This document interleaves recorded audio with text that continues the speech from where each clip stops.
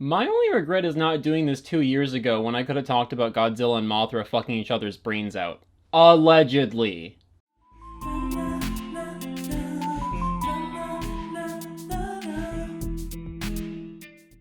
Jank Slay, take one. 100 grand in student debt, guys. It's your boy Santana. Godzilla and King Kong have been tearing shit up in cinema ever since they were being played by sweaty guys in suits. Basically me right now. And now they finally do battle. Again. This once happened before in 1963, back when audiences were a lot more forgiving over shitty movie magic. So it looks a little bit ratchet.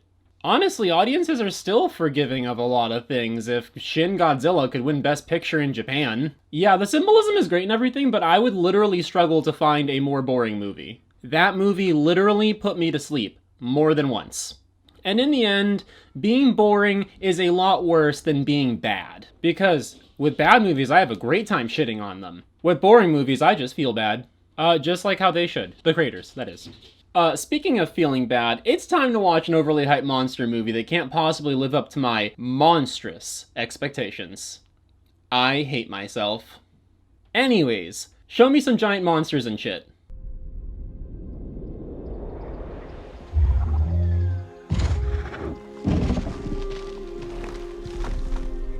So the story begins somewhere on Skull Island, literally. The first thing we see is Kong, so obviously he has to be the protagonist of this movie. He communicates with this little deaf girl, so you instantly understand that you have to like him as a character, otherwise you hate children and happiness. And probably put pineapples on your pizza. Fuck you.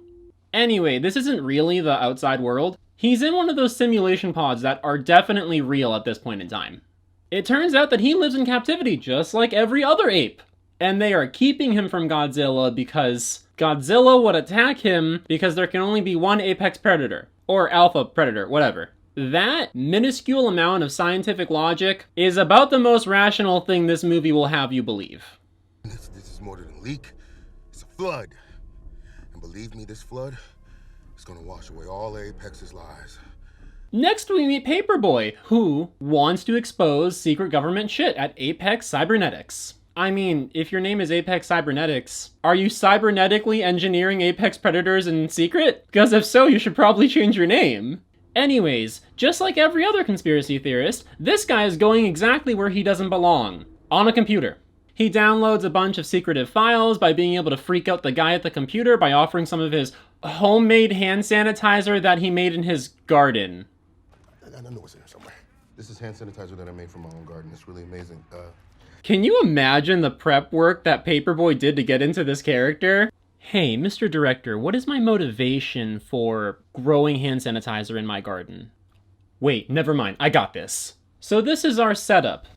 Boy! Cause he's Paperboy. Look, I don't care if he's had other roles. That is the character I associate him with. In other news, Tobey Maguire is the only Spider-Man and you can fucking fight me about it. Oh, I'm gonna get fucking roasted.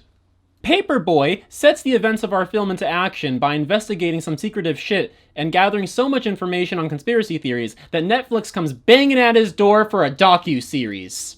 The bar actually is that low. But then Godzilla attacks for seemingly no reason because he has to be the apparent bad guy in this film, until they reveal the next bad guy who you know is coming because you saw the trailer. Yeah, I'm sure you know he's not actually trying to kill innocent people, but whatever. We'll figure it out later. If you didn't know, he attacks humanity in the original version of the film because they froze him in a giant iceberg for several years and he was kind of upset about it. Understandably.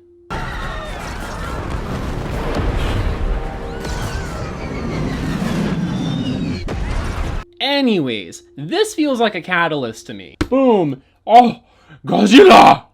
It took 15 takes to find one that I liked of that. And then we start following another character, Stranger Things. You think it's a coincidence that he reappears and just so happens to destroy that specific facility? She likes to stare at blank podcast logos while listening to podcasts while walking. Podcasts on conspiracy theories. So, clearly she is the most mentally stable and rational person to follow as a protagonist. Or as a third protagonist. And then her dad, Kyle Chandler, denies there being any kind of larger reason as to why Godzilla's attacking. Just like how he denies taking on any kind of responsibility in this movie that would require him to be on screen for longer than 2 minutes. Total runtime. Hope you don't like seeing that guy on screen. And right now, Godzilla's out there and he's hurting people, and we don't know why. So cut your pop some slack, would you? And then a suspicious and probably evil businessman type character enlists a renowned Hollow Earth scientist to help him get into the Hollow Earth. I feel like if you're a renowned Hollow Earth scientist, your parents probably don't bring you up when they're asked about their kids. Anyways, the scientist thinks he knows how to enter the Hollow Earth. A Titan could show you the way. With a little help of an old colleague. And that is to get the help of the Kong Whisperer, which is like the most rational thing that they've mentioned in quite a while. This is debate, and that is debatable because this movie is leaping all over the fucking place to try to keep your attention. Between Kong and the Deaf Girl, and then Stranger Things, and Paperboy, and Godzilla, and the clearly evil bad guy, it just kind of feels like a clusterfuck. Boom. Boy Godzilla clusterfuck. Whatever. So the Whisperer turns out to be the woman with the deaf child who has been taking care of Kong in captivity. And when he asks her if they can basically enslave Kong to do their bidding so they can get into the Hollow Earth and require that power source in order to fight off Godzilla, risking his own life in the process, how does this gentle and caring, empathetic character respond? Yeah, she gives the monkey up in like 5 seconds. Plot's got a plot. I feel like this plot makes bigger assumptions than actual Hollow Earth theorists. So they sail away with Kong, and he has a cute little moment with the deaf girl that has a connection with him.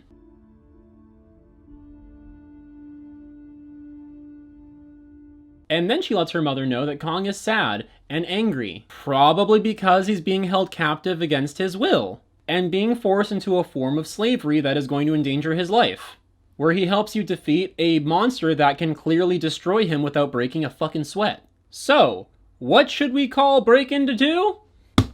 Slavery, because that is what you're doing to Kong, both the character and the franchise. You think he wanted to be 10 times his canon height just to fight a fucking lizard? Probably had to move out of his old house. Obviously you have to register for a new kind of health insurance if you're going for that kind of thing. All of his shoes don't even fit anymore. His favorite pair of pants are all gone. I am way overthinking this.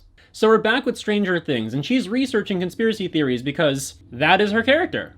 And then her fat British friend comes over, and then she hijacks his car so they can go and do their secretive conspiracy theorist covert investigation shit.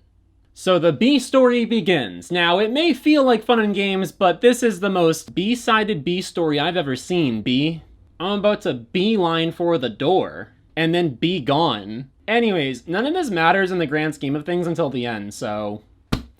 Fact. Because this eats away a big chunk of the movie's runtime. Not because of her fat British friend. By the way, if you feel triggered that I'm referring to a character as the fat British kid, then I encourage you to write a character with any 2 noticeable qualities other than the 2 that I just listed.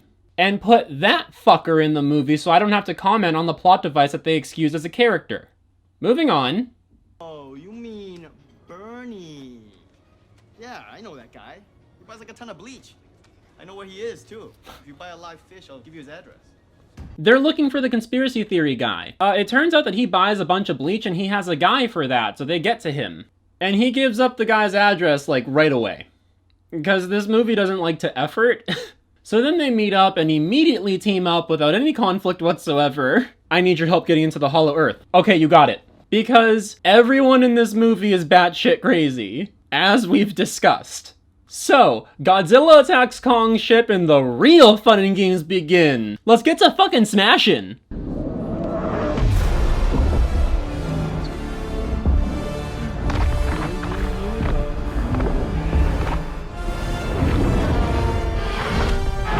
If you came here for giant monster fights, you might just find yourself getting wet. Because it's a fight on the water and underwater. It's pretty cool. Big explosions, my guy. And then obviously Godzilla kicks Kong's ass, as he rightfully should. Anybody who really thinks that Kong ever stood a chance is almost as unintelligent as the script. Atomic Breath, GG.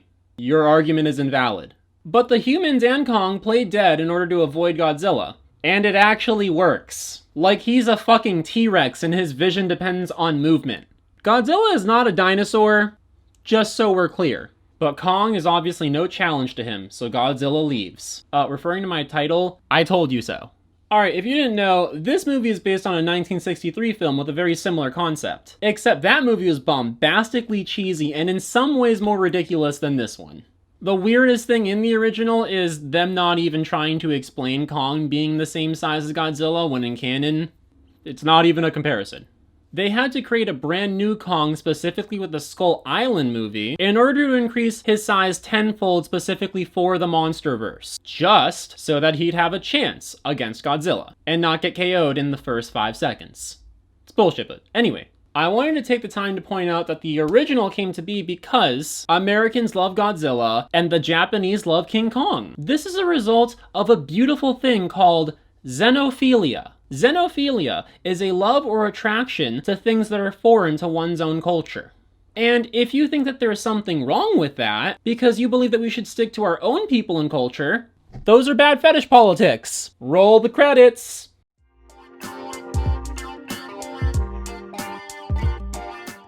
Can I give a second to the Caucasian Americans who dive into Asian culture just because they want to meet a nice Japanese girl? I recognize the grind. Reading manga books backwards and watching subtitles 12 hours a day. I feel you.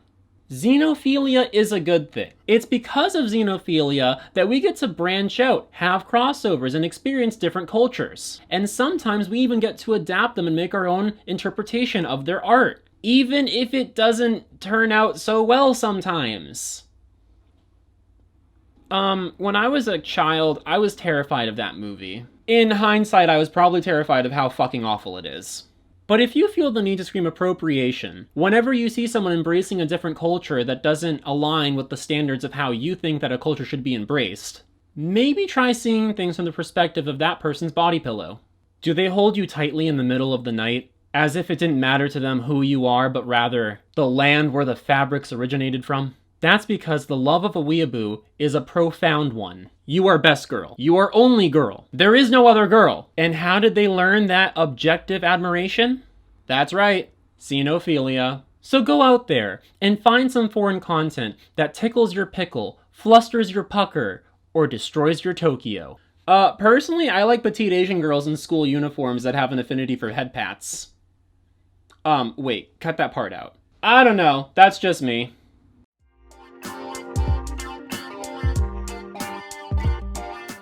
So, Stranger Things and Paperboy are breaking into the secret lab, or something. Meanwhile, the other people are transporting Kong in a scene that is nowhere near as good as the original.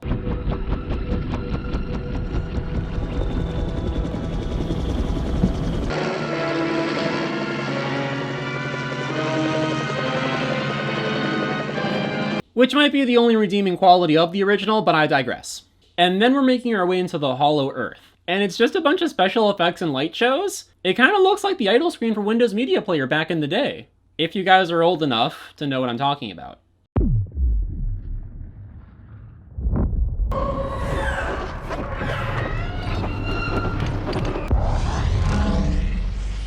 This feels like midpoint, so acid. Because this sequence is kind of a drug trip. And then they actually enter the place and it looks a lot like Skull Island, but different. There's otherworldly creatures here, but they had those in Skull Island too. So, did we really have to go anywhere? But the humans get attacked by those creatures, so Kong starts killing them and eating their brains, I think. Ew. Meanwhile, Stranger Things and Paperboy continue their side quest of breaking and entering. And then we reveal Mechagodzilla, which comes as a surprise to literally no one because it was in the trailer and they advertised the toys ahead of time.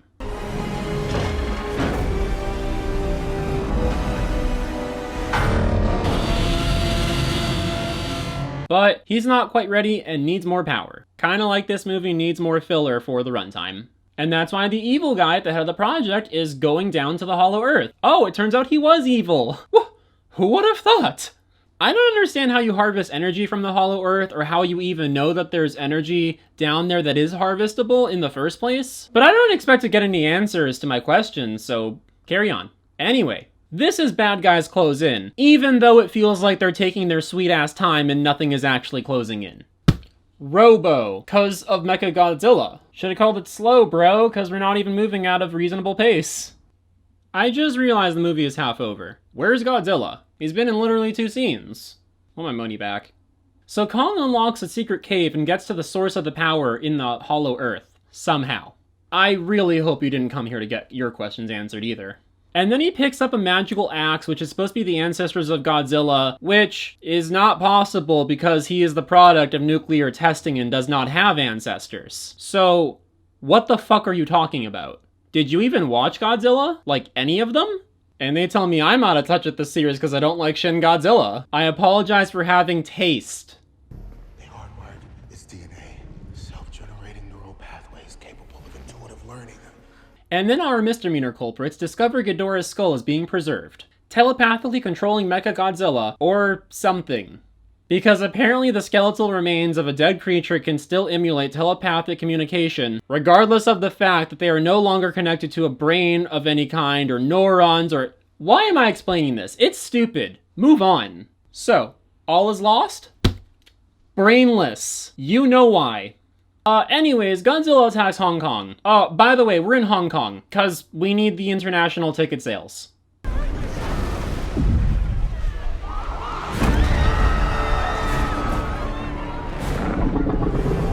A lot of other stuff happens at this point, but it all just kind of blends together, and I really don't see any other reason why we're in Hong Kong. So, for Big Sad? Pandering. Slavery, fat, acid, brainless, wet, robo-pandering. If you switch some things around, it is the plot and the marketing campaign. So these weird-looking bird creatures attack the Kong Whisperer and her deaf daughter, and it turns out the Apex people who were with them the whole time turn out to be bad guys because they're going to drill into the Hollow Earth and steal the energy source. You know, the thing that they were very upfront about that they were going to do since the start of the movie, but it becomes a conflict at this point because movie's got a movie. But it's okay, because Kong kills the bad humans because he knows that they're bad, somehow.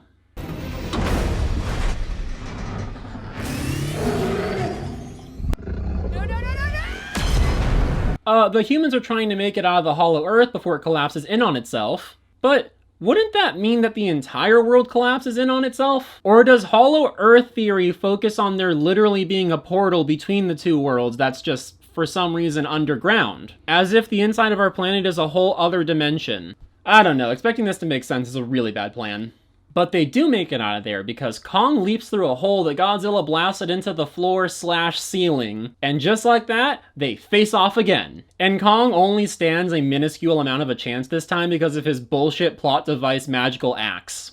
I couldn't really find a good part to do montages and music, so I'm just gonna eat these giant marshmallows while these giant monsters give each other giant punches in the face. And title it Monster Marshmallow Madness. Because there's no montages or music, but I want to do this. Let's go!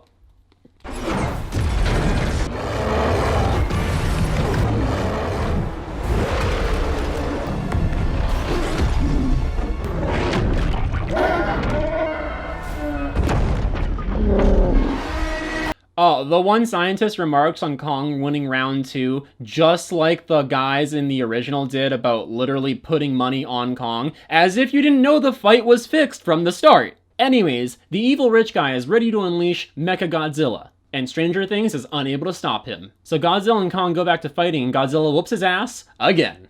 As he should. Godzilla's got him on the ropes, ready to destroy him, and then they have some kind of screaming match, and because they are both screaming at each other with equal amounts of big dick energy and sexual tension, Godzilla realizes they both scream at things. They both must also have mothers or something named Martha, because he lets him go.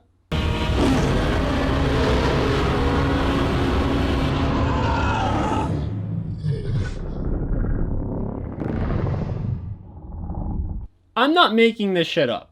So, break into 3. Martha! Why did you say that name? But Mechagodzilla gets unleashed. And he's unstoppable because Ghidorah took over because of movie magic or some shit. Whatever, he's on the loose. So for the finale? Fights. Plural. Because that's what we came here for. And Godzilla ain't no one and done, loosey-goosey, topsy-turvy kind of lizard. So we still fighting.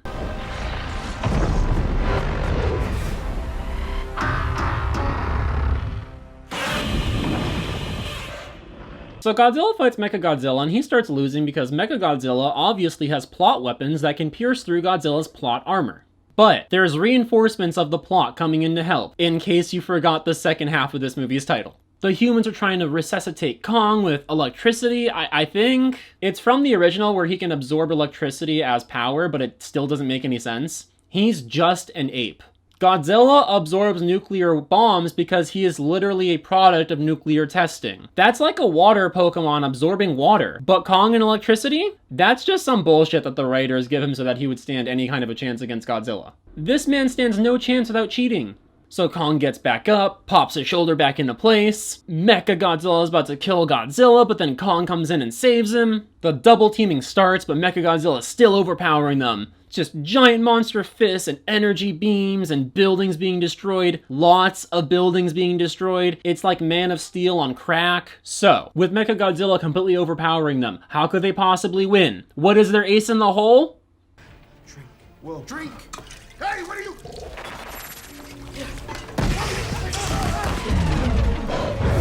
The fat kid spills whiskey on the computer and then it short circuits and then Mechagodzilla loses all of his power and that's how they beat him. This is the stupidest movie I have ever seen in my life. And then we tease that Godzilla and Kong aren't done fighting even though we know that they clearly are, and so does the runtime.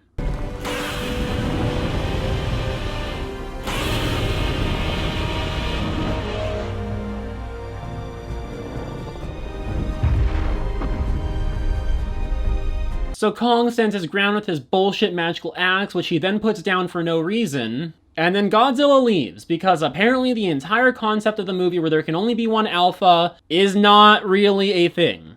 I mean, Godzilla knows he can take him. He already beat his ass twice, but movie's gotta end. And if you try to tell me that Godzilla saw Kong pounding his chest and then decided to step down as alpha predator because he saw his power, I will fucking go apeshit. You're an idiot. Godzilla would clearly murder him. And then Kong returns to captivity with the deaf girl as if nothing ever happened. Let me reiterate, if none of this ever happened, the world would be exactly the same as it was. We've got some new property damage, but other than that, the entire film was pretty inconsequential. So, for Dig Deep Down? Disappointment. Because that is what you should have if you came into this movie with any kind of expectations of a satisfying conclusion. Anyways, that's the board. Boy Godzilla clusterfuck. Slavery, fat, acid, brainless, wet, robo, pandering. Martha fights disappointment! If only she fought mine. What a waste of time. In conclusion, I hate this movie. Godzilla was barely even in it, and y'all probably broke your arms jerking off Kong as the fucking main protagonist. Even though you knew that in a fight he would get railed harder than my college girlfriend on a regular Tuesday night.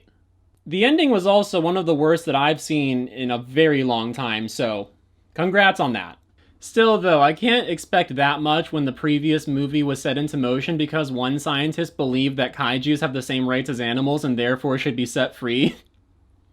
You stole that from Jurassic World Fallen Kingdom.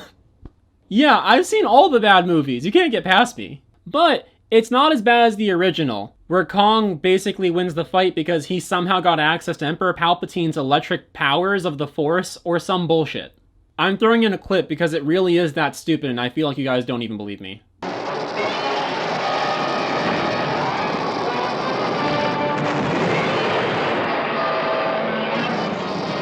Yeah, the movie is pretty stupid, but it's not as bad as grown men in costumes stepping on dollhouses and toy tanks. The point is, I came here to see giant monsters punch each other in the face, and I feel a little bit blue-balled. Too many people. I hate people. This wasn't really the monster movie that I was promised. But I've started to realize that I like Godzilla as a concept more than an actual franchise. They do him dirty in nearly every movie. Also, to the guy who leaked Mechagodzilla by advertising the toy products, effectively giving us the movie's biggest spoiler and ruining any attempts to dispute who could win the fight before even seeing the movie, fuck you. Shout out to Ryan, who thought that I was a dinosaur when we met at a Halloween party where I was wearing this. I am not a dinosaur. I am Godzilla. He's a kaiju. He's king of the monsters. It was the title of the last movie. So yeah, that's all I got to say. Hope we can do this again soon, because I'll take any opportunity to wear this again. And if you disagree with me, come at me on Reddit.